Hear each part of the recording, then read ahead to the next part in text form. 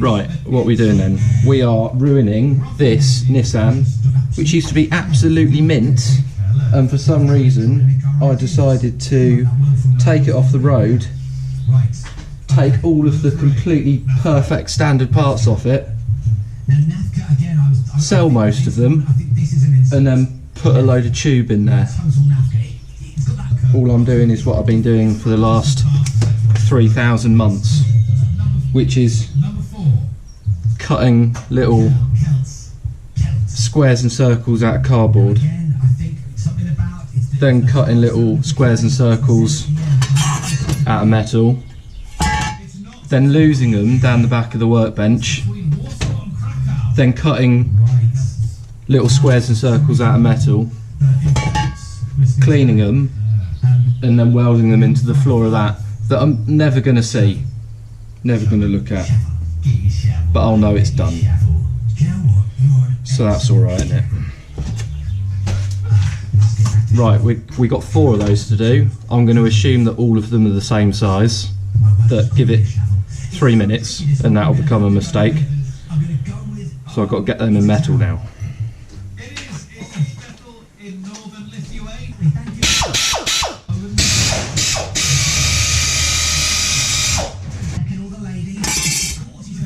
Doing a top tip. These are absolute shit. These, German quality. I don't know if these are German too, actually. These German? They're shit enough to be British, I think. Anyway, these, Statler. They're the ones. They are the ones. I don't know how these became a thing, really.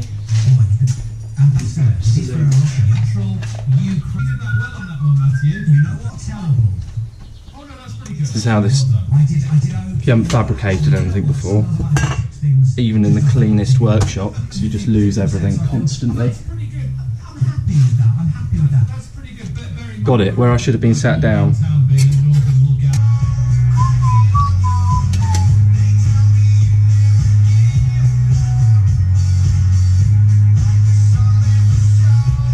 Yeah, lefty, artistic.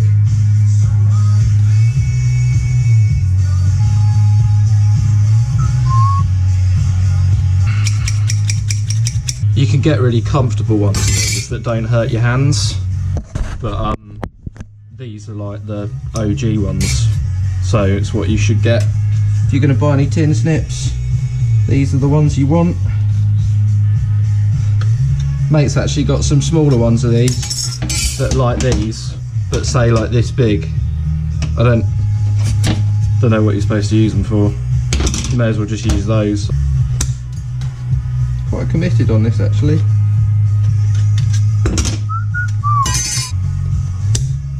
For the bigger plates I use the pneumatic shears because they're quite good. They don't when you're using these you end up bending the metal slightly somehow, so then you have to hit it flat and then you end up hitting it flat and it stretches and it doesn't fit anymore. With the smaller ones you can't really get around it because the those pneumatic shears kind of just waste the kind of ribbon of metal that they pull out, and they're a bit, I don't know, you just wouldn't use it on smaller bits like this. You do it, you get it. And on the smaller bits, if you're just trimming off the side, it doesn't like, you're not that bendy. It's a little bit bendy. Nothing wrong with a little bit bendy.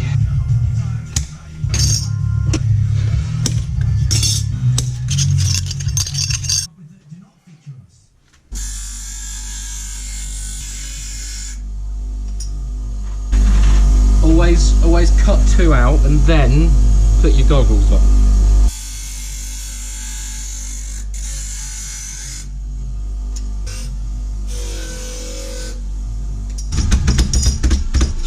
Good.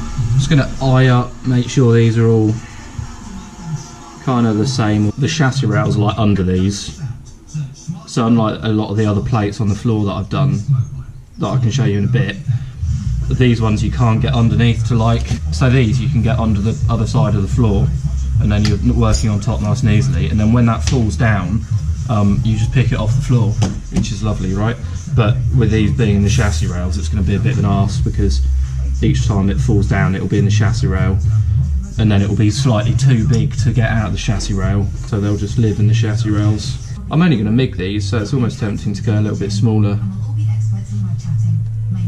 than this bit. We'll double check them. Okay, so because you can't get underneath, normally I put that underneath the panel and then draw around it one of these banging pens and then cut it out and then it fits, but because I couldn't get underneath, all I did was just the classic press it in and press it round, and you end up with a template that ends up a little bit bigger than if you're just drawing and it's flat, because you're squashing it up and then it's flattening out. So I've just got this to the right size. I'm just going to get those on the rest of these guys, cut them down to size, and then we'll just prep them and weld them in, and then that's job done, isn't it? So that's this guy is the good one.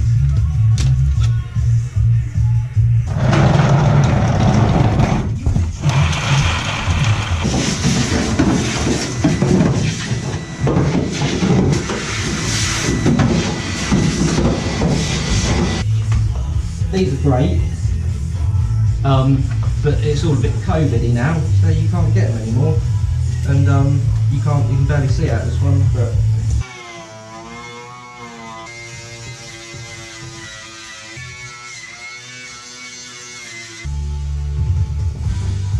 right, here's our little tech decks. I've just put weld through primer on one side, and I'm going to clean this magnet up quick. But the idea will be, we hold it like that, and then they'll just position over here, tack them in a few places, take the magnet off, double check it's all flat, weld all the way around it, job done. And then I'm leaving loads of the bits around that I've done already, and I'm just going to have a massive Linish party at some point.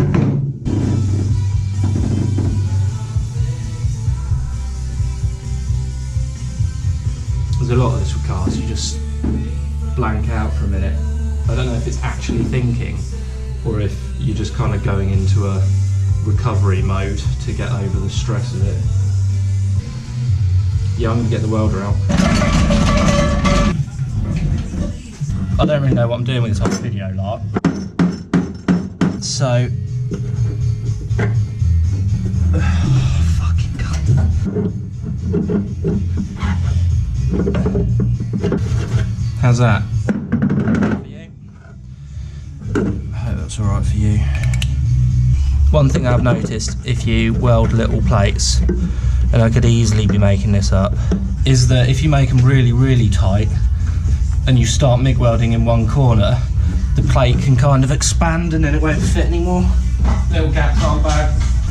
Got a friend who uses TIG gloves to MIG weld, but he's wrong. You should use one ruined one, trigger finger, and one MIG glove. I don't make the rules, it's just what you do.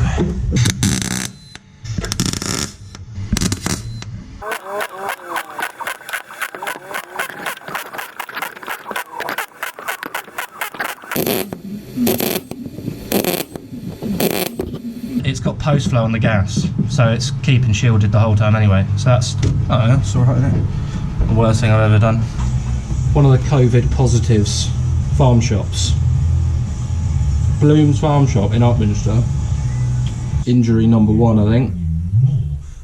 No more camera this close to the welder. General success. Got these 4 welded in. Lovely jubbly. So that's the floor section done. The bulkhead's all sealed. Now we've got the rear bench bit. We've got these will just weld up, plug weld. I'll just be able to do them from the top, hopefully that'll be alright. These ones obviously plate, and then little plates for these that I think I've made up already. I just need to find them. I just need to try and get under the car, I think, to clean the back of them up. I think that's it. Plugged all the holes in the floor with plates, plug the small holes with plug welds. Taken the seat mount brackets, all this shit like that. Can't even remember what it did. Off the back, the original harness points are gone and filled in with plates and plugs. So what's left is 2 interior jobs. I think we've got to grind all of the welds flat that are supposed to be ground, and then I've got to go and finish the stitch welding on the inside. But I think I'll do the grinding first because that's the shit job, and then I'll do the stitch welding after because that's quite fun. Oh yeah, and I had to jack the back of the car up, but I should have done ages ago, but I just like working on a car when it's on the floor.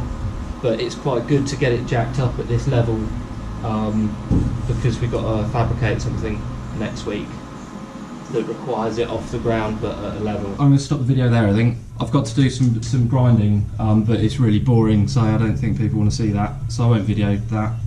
The next bit will be like stitch welding the inside that I'll video, and then it's got some air jack tubes that I need to fabricate and put in. So I'll do a video of that because that might be watchable just about.